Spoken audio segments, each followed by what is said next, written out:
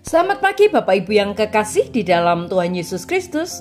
Pagi hari ini saya Eko Wayu Suryaningsih kembali menyapa dengan kebenaran firman Tuhan yang terdapat dalam Amsal 14 ayat 12. Amsal 14 ayat 12. Ada jalan yang disangka orang lurus, tetapi ujungnya menuju maut.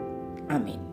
Bapak Ibu yang kekasih di dalam Tuhan, ada banyak sekali pandangan dunia dan keyakinan yang membangun kehidupan kita.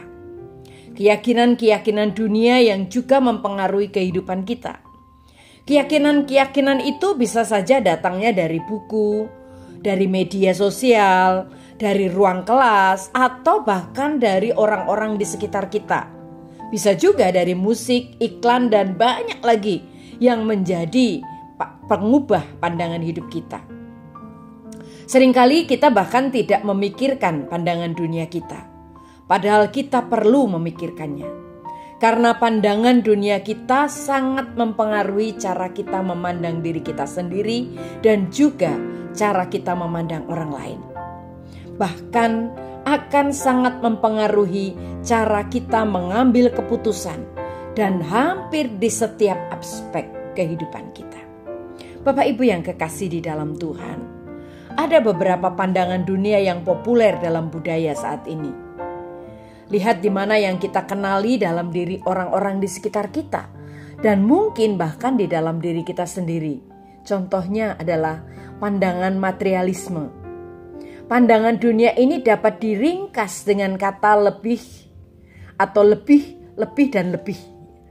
Materialisme mengatakan bahwa satu-satunya hal yang benar-benar penting dalam hidup adalah perolehan barang.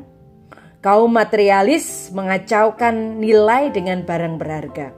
Mereka berpikir jika saya memiliki lebih banyak barang, saya memiliki lebih banyak sesuatu benda, saya akan lebih berharga. Tuhan Yesus senang menentang kebijaksanaan konvensial, termasuk gagasan materialisme. Tuhan Yesus pernah berkata dalam Lukas 12 ayat 15, hidup seseorang tidaklah tergantung dari kekayaannya.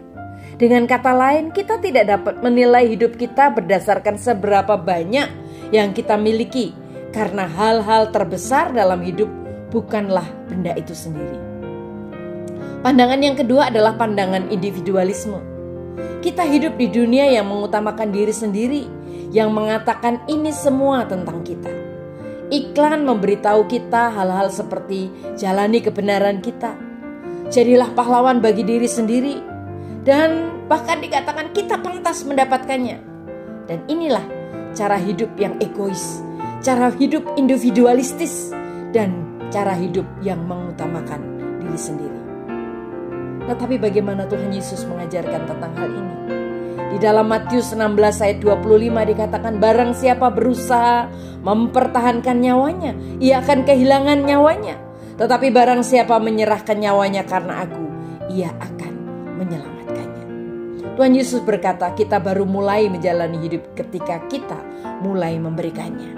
Makna hidup tidak dapat diukur dari status individu, dari gaji, atau dari kesuksesan. Tetapi makna itu datang dari melayani Tuhan dan melayani sesama manusia. Dan yang terakhir Bapak Ibu adalah hidup hedonisme. Hedonisme mendesak, lakukan apa yang kamu rasa baik. Dan hedonisme menginginkan hal terpenting dalam hidup adalah bagaimana perasaan saya. Jika saya merasa baik, maka itu baik. Jika saya merasa buruk, maka itu buruk. Seorang hedonis hidup untuk kenyamanan, hidup untuk kesenangan, hidup untuk kegembiraan dan perasaan yang baik. Apa yang salah dengan kesenangan? Kita mungkin bertanya, Tuhanlah yang menciptakan kesenangan, tetapi kesenangan tidak diciptakan untuk menjadi tujuan akhir kita. Sebaliknya, kesenangan adalah hasil dari menjalani kehidupan yang Tuhan inginkan. Di dalam Amsal 21 ayat 17 dikatakan, kau kecanduan sensasi, betapa hampanya hidup ini.